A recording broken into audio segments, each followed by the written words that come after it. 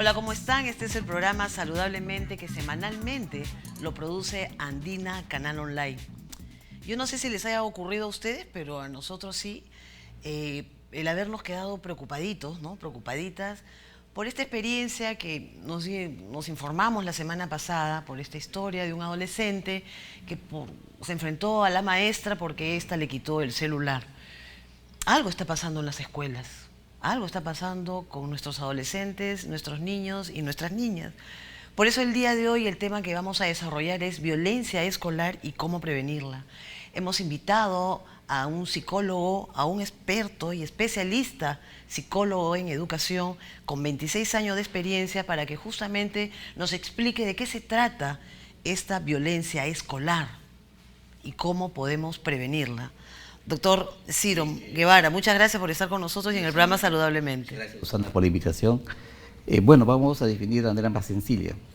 La violencia es todo acto físico o psicológico que vulnera el derecho de las personas a vivir libremente con bienestar y en armonía. En el caso de los colegios, cuando una persona, agente educativo, llámese alumno, maestro, padre de familia, o sea, involucra personal administrativo, director, todo servicio, todo de general, todos los que están en el ámbito de la escuela, todo lo que forma parte de la comunidad educativa, ven atentados, vulnerados sus derechos a vivir en armonía. Esto es violencia, puede ser física o psicológica. Y la violencia escolar, por lo tanto, es la violencia que ocurre, que sucede en el ámbito de la escuela. Claro, en toda la escuela. O sea, no solamente se habla del alumno, sino también hablamos de los adultos también, ¿no? Por lo tanto, esta se manifiesta ¿de qué manera? Entre pares, entre alumnos, también me imagino como lo que vimos en este colegio, claro, Dora Mayer Callao, escolar, docente. Exacto, la violencia puede ¿Cuál de otra manera? Puede ser a nivel de pares, que puede ser alumno-alumno, docente-docente, administrativo-administrativo. Puede ser también bajo el esquema de adulto-niño, niño-adulto, padre-alumno, padre-profesor. O sea, se puede hacer un sinnúmero de cruces, de relaciones entre las personas al interior de la comunidad educativa. A mí me encantaría, doctor Guevara, que nos centráramos en la prevención. Exacto. Porque hay que darle ya herramientas a todos los que están involucrados en la comunidad educativa, en la escuela, para solucionar y enfrentar el problema. ¿Cuáles son los primeros pasos, diría usted, que tendría que dar esta escuela para prevenir la violencia escolar? Tanto la que ocurre entre los alumnos, entre la que ocurre entre un alumno, alumna y su maestro, o entre maestro, director, con un padre de familia o con un escolar. ¿Cuáles son los pasos? Claro, primero identificar el escenario en el cual se presenta el caso, que puede ser a nivel de alumno, a nivel de docente, a nivel de padre de familia. Hay que identificar, visualizar el problema de violencia. ¿Qué significa qué cosa identificar? Que reconocer. Y eso significa... Esto es violencia, es decir. Esto es violencia. Y la violencia puede ser por acción o por omisión. O sea, hay personas que creen que porque no hablan con su compañero, no está siendo violenta con su compañero, y eso es violencia. ¿Por qué? Porque están rompiendo el nivel de comunicación. Entonces, a nivel de prevención, se tiene necesariamente que entender qué se tiene que hacer frente a los factores protectores que requiere cada uno de los elementos o agentes que intervienen en el ámbito educativo. A ver, entonces, después de identificar que efectivamente es un hecho de violencia lo que ha ocurrido, claro, el segundo paso, ¿cuál es? ¿A quién le corresponde darlo, efectivamente? Sí. En este caso, al director, directora, maestro, maestra, ¿quién? Bueno, el Ministerio de Educación contempla un programa que de alguna u otra forma establece el CICB, es una de denuncias, claro, que establece el CONAI, que es el equipo formado por especialistas de docentes, administrativos. También está, por ejemplo, el tema de, algunos se tienen hasta OVE en algunos casos, pero lo que interesa acá es primero determinar y detectar quién es el responsable. Y la cabeza es la responsable para comenzar. Y tiene que tener una política educativa institucional de prevención de violencia. Al margen de la norma, al margen de las leyes que pueden haber, es la iniciativa del director que hacer frente a problemas de violencia que pueden existir o dar. Claro, y en este colegio. caso todas las escuelas tienen un protocolo. Claro, existen protocolos. Algo así como una regla, un manual, ¿no? ¿Qué hacer? Usted detecta un caso de violencia, director, usted tiene su protocolo, aplíquelo, porque Claro, es el director. y eso lo derivan a las instancias correspondientes. Pero en el tema de prevención necesitamos trabajar programas orientados a que eso no suceda y eso no ocurra en el transcurso, digamos, del año. Claro, porque lo que usted me está diciendo ahorita es, frente a un hecho de violencia, se hace esto. Sí. Se determina si es un caso de violencia o no, Claro. y segundo, se aplica un protocolo de atención Exacto. inmediatamente. Se deriva al especialista. Pero estamos hablando también de prevenirlo. Claro. ¿Qué es lo que hay que desarrollar? Porque yo le comento algo, que justamente se lo decía antes de empezar el programa, doctor Guevara. En estos momentos se lleva a cabo un programa que se llama Revelarte, Revelarte, ¿no? En 30 escuelas públicas de Lima Metropolitana, ¿no? Es un convenio que ha firmado el Ministerio de Educación con la Asociación de UNO que dirige Vania Macías. Y la idea es trabajar a través del área de arte un programa en el que están viendo la importancia de que los chicos de segundo de media y de tercero de media, porque a ellos se le aplica este programa Revelarte, comiencen a desarrollar sus habilidades blandas. Es decir, manejo de impulsos, saber trabajar en equipo, valorarse, su autoestima, para prevenir. ¿Qué programa tienen que seguir las escuelas? Claro, es interesante porque ese programa que me estaba manifestando tiene que ver con el área afectiva, con la esfera afectiva, con lo que son habilidades sociales. Y va a permitir que las personas tengan un mejor nivel de autoestima, de resiliencia, asertividad, pertinencia, pertenencia y resolución de conflictos. Entonces, nosotros, dentro de las instituciones educativas, deberíamos trabajar 3 áreas de prevención. Una a nivel del pensar, cómo fortalecer la parte cognitiva de los alumnos. Otros a nivel del sentir, del afecto, del manejo de sus emociones, de sus sentimientos, cómo gestionan los alumnos sus emociones. Y la otra es en su forma de actuar, en la forma de convivir. Entonces son 3 cosas diferentes. En la primera parte, por ejemplo, los programas, digamos, de enseñanza-aprendizaje están orientados a enseñanza, pero no a aprender. Y el 30% de la población del Perú, desde el punto de vista de un porcentaje mundial, tienen problemas de aprendizaje. O sea, no codifican adecuadamente el mensaje. Los chicos. Claro. Y sin embargo, no se trabaja un programa de prevención porque los niños, al no entender lo que aprenden, se burlan sus compañeros, ellos se sienten inseguros, no quieren comunicarse, no quieren hablar en público, sus padres les reclaman, algunos les castigan, y ahí, por ejemplo, tenemos que trabajar el acto de aprendizaje. Y es un círculo vicioso. Entonces, y en el acto de aprendizaje, ¿qué hay que trabajar? Los niveles de motivación, los niveles de comprensión que involucra la atención, la percepción, el pensamiento, los niveles de significación, de memoria, de transferencia, de generalización, de retroalimentación y de respuesta. Pero una pregunta, con lo que usted me ha descrito me hace pensar en lo siguiente y preguntarle lo siguiente. ¿La prevención de la violencia escolar se puede trabajar sin los padres de familia? Imposible, imposible. O ¿Cuál sea, los padres... ¿Cuál es el rol de los papás, de las mamás? El rol de los papás, primero, por ejemplo, que hay un problema social también. O sea, los padres salen a trabajar, los hijos vienen a la casa y los papás muchas veces están rogando que estén más tiempo en el colegio y cuando regresan no pueden hacer las tareas, etc. Pero el problema no es solamente las tareas, el problema es de crianza. Y a veces los papás incurrimos por amor en 2 grandes problemas. Uno es la sobreprotección y otro es la sobreindulgencia. Hay papás que creemos que dándoles todo lo que los hijos nos piden, estamos criando bien y estamos convirtiendo a una persona candidato a ser víctima de acoso escolar, de bullying o maltratado porque no tiene defensas protectoras. Hay papás que creemos que como vamos a corregirlo cuando sean más grandes y los niños no les ponemos reglas, no les ponemos normas, no les ponemos límites, no hay imagen de autoridad y se van al colegio y esas personas transgreden las normas, transgreden la disciplina, transgreden todo lo que pasa en el colegio y lo que está pasando, por ejemplo, con lo que hemos escuchado. Pero esta sobreprotección y esta sobreindulgencia ocurren porque tienen cargos de culpa o porque no saben criar a los hijos. No saben criar, o sea, simplemente opta por lo más fácil.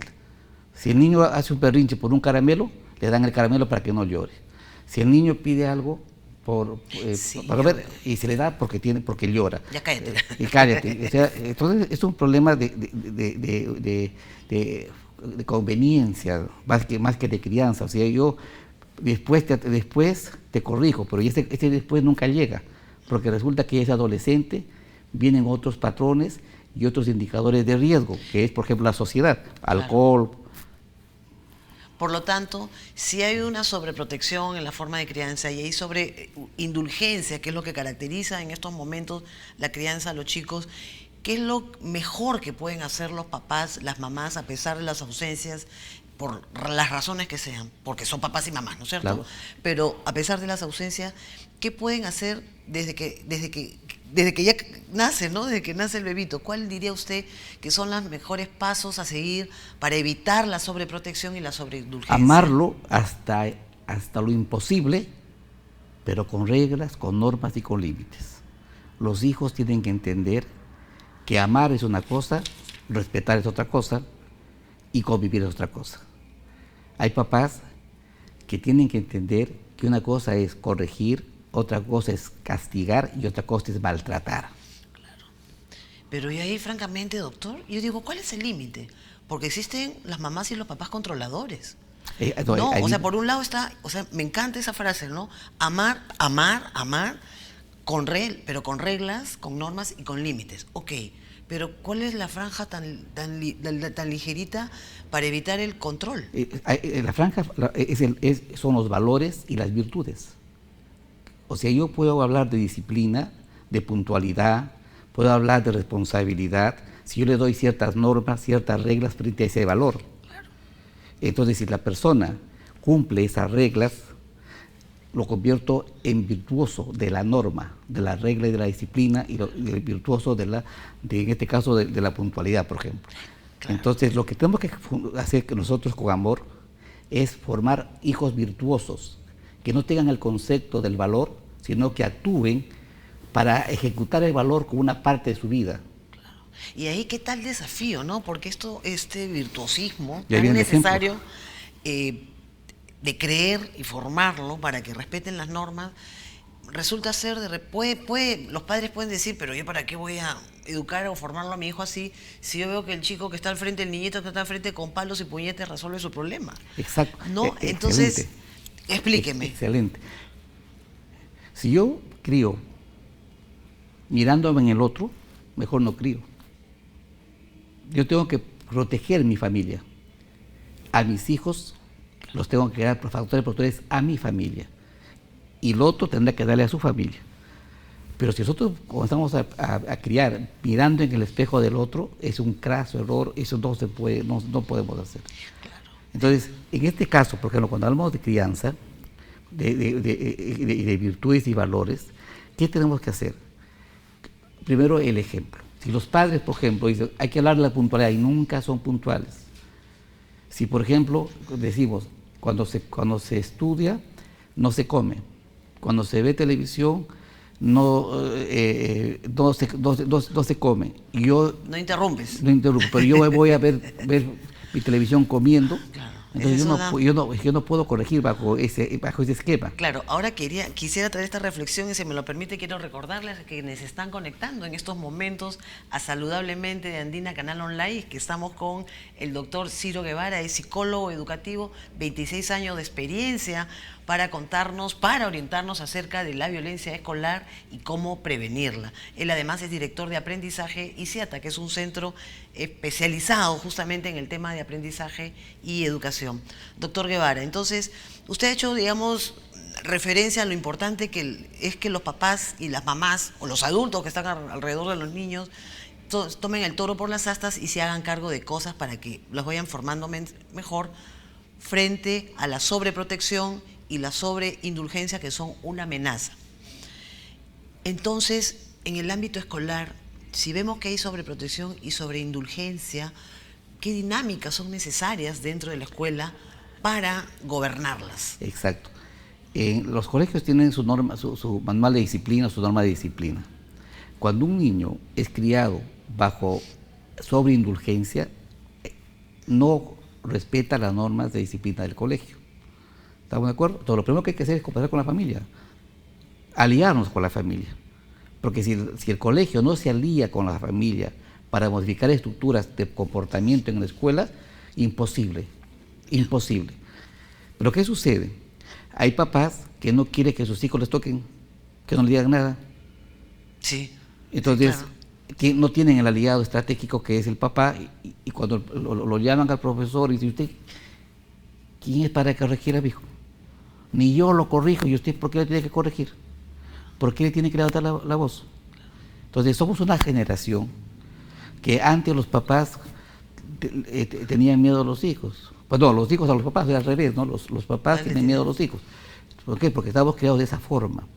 Entonces, cuando nosotros en la casa no hay equidad de género, y las normas, por ejemplo, decimos, tú barres, tú planchas porque eres mujer, tú haces esto porque eres hombre, y vamos al colegio y queremos hacer lo mismo, entonces cuando la profesora le dice, barre, no, eso es para las mujeres. Así es. Entonces, eso es cultural, porque la violencia es cultural, y por lo tanto se puede aprender y se puede desaprender. Claro, a ese punto quería llegar, porque si vemos un caso, de repente podamos conversar más extensamente sobre esto esta realidad de la violencia escolar y cómo prevenirla. ¿Qué hubiera hecho usted con el adolescente de la escuela Dora Mayer del Callao? Primero hablar con los papás, porque esa conducta no es una conducta habitual. O sea, por una sola conducta no podemos generalizar la problemática, pero sí el foco, es un foco que hay que atender. Entonces nos está llamando con la campanita, está diciendo, hay algo que atender. Y lo primero que atendemos es la familia. O sea, tenemos que trabajar con la familia, porque el adolescente es la consecuencia de toda una situación de crianza que puede ser sumada, puede ser enriquecida por malos amigos, por pares que tengan otro tipo de conductas, pero la familia es lo primero que tenemos que hacer. Y en este caso, si hay ausencia paterna, ¿qué haría? Ahí tenemos que buscar una imagen sustituta, una imagen que haga el rol de papá, que puede ser un profesor, puede ser un auxiliar, que puede ser un abuelo, un tío, alguien, porque necesitamos tener la imagen de autoridad. Y les cuento algo. ¿Sabe qué cosa es lo que regula la conducta? La voz del varón, no la voz de la mujer. Desde chiquitos. Desde chiquitos. Claro, la voz maternal es... O sea, es porque es para amor, para afecto, para el cariño, para la ternura. Pero para las reglas, normas y límites, es la voz del hombre la que regula conductas. Claro. Entonces, ¿qué sucede? Cuando, por ejemplo, la mamá le grita al hijo, esto, hijito, por acá, que por allá, el hijo lo mira, ya, hijita, ya, vieja, ya. Pero cuando el papá le da una llamada de atención, ya, papi, calladito. Sí, claro. ¿Por qué? Porque ese es algo natural. Entonces, tiene que haber alguien que regule la conducta. Y cuando la conducta de un niño o de un adolescente no está regulada, ¿es porque hay ausencia paterna? No necesariamente, sino hay papás que no saben dirigir y no saben asumir el rol de autoridad frente a sus hijos.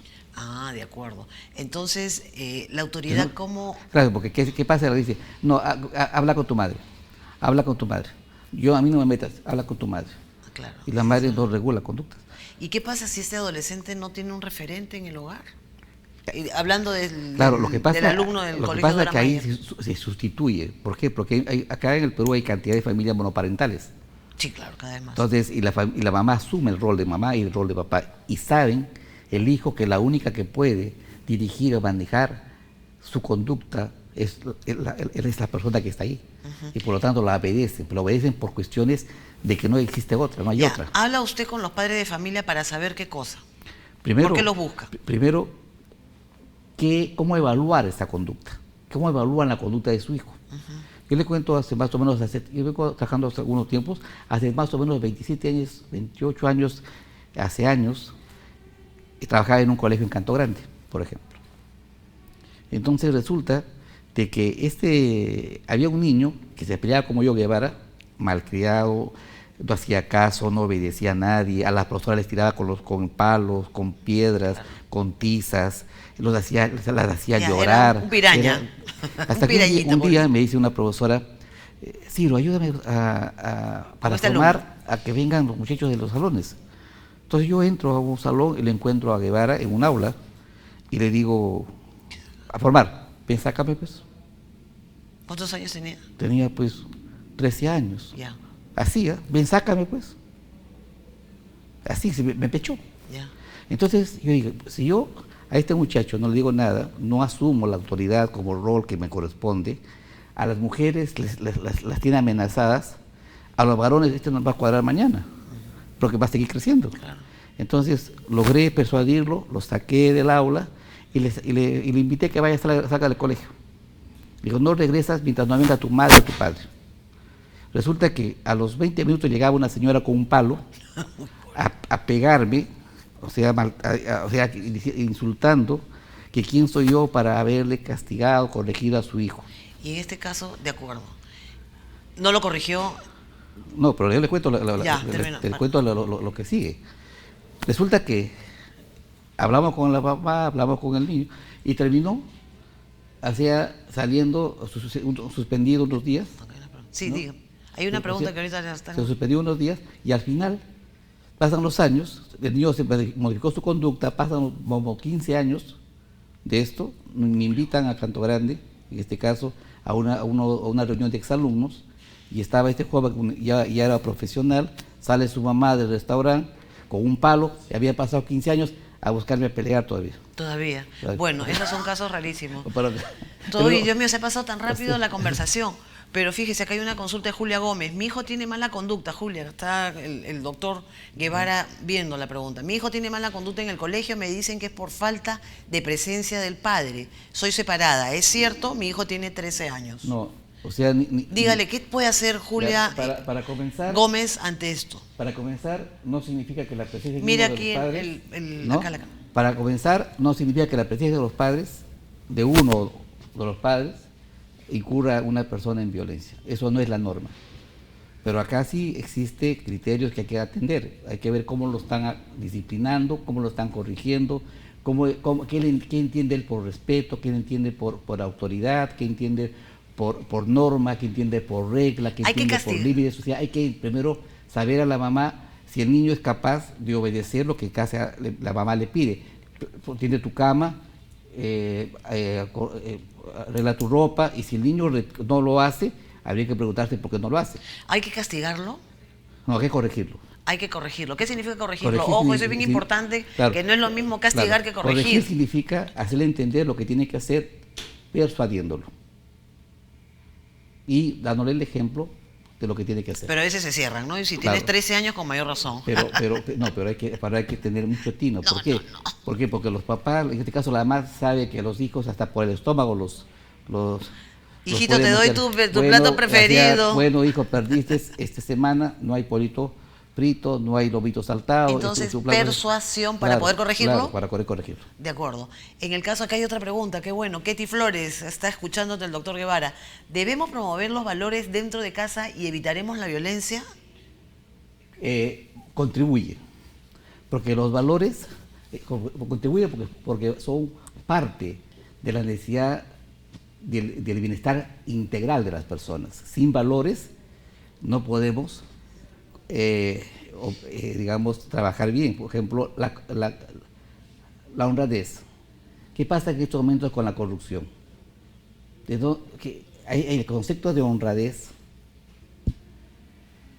es fundamental promoverlo en casa. Entonces, pero es parte, no es todo, o sea, es parte. O sea, por eso es importantísimo que los valores se interioricen en el hogar, pero sumado a otras actividades. Pero entonces, los valores son una base. Claro. De todas maneras, o sea, que no es que sea parte de eso una base. Claro, pero es un conjunto de todo lo que el ser humano necesita.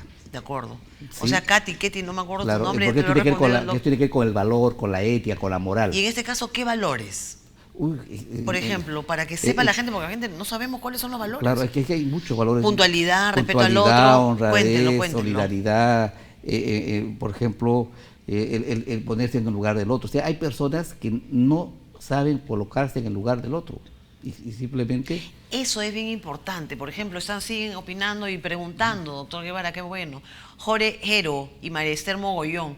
Jorge entiendo que es, no, o Jorge, no sé. No hay valores ahora, dice. Y Los valores existen. Y Maristemo Begollón, qué bueno que se aborde esta problemática, gracias. Sí.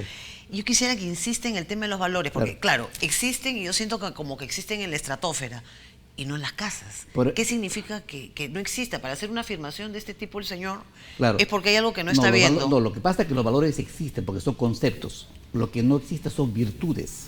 Hombres virtuosos que ejecuten el valor. O sea, mujeres y hombres virtuosos que ejecuten el valor. Por que ejemplo, en este caso, pero explíquelo, quisiera que sea Coquito. Claro, para... claro. Lo que pasa, por ejemplo, Amaqueria, Amayuri y Amazúa. Por ejemplo. Existen más de un ministerio o más de un centro del Estado que está como su eslogan, Amazúa, Amaqueria y Amayuya.